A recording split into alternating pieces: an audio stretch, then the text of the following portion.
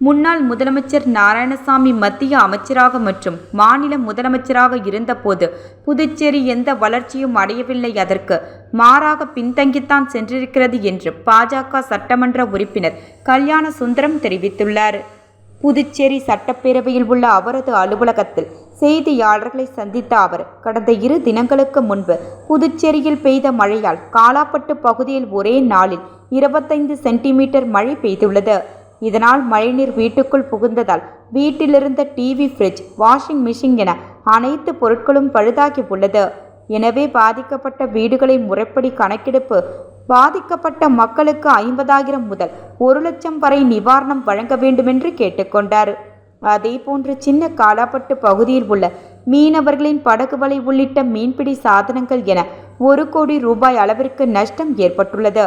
மாவட்ட ஆட்சியரும் நேரில் சென்று ஆய்வு செய்து இருக்கிறார்.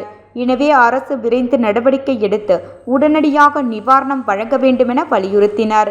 சார்லஸ் மார்ட்டிடம் தொடர்பில் உள்ள பாஜக சட்டமன்ற உறுப்பினரான தன்னையும் அமைச்சர் ஜான்குமாரையும் பிஜேபியிலிருந்து நீக்க வேண்டுமென்று நாராயணசாமி கேட்பது சிறுபிள்ளைத்தனமாக உள்ளது.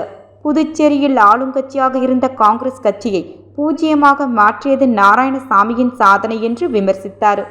தவளை தன் வாயால் கெடும் என்பது போல காங்கிரஸ் கட்சியை அவர் சீரழித்து வருகிறார்.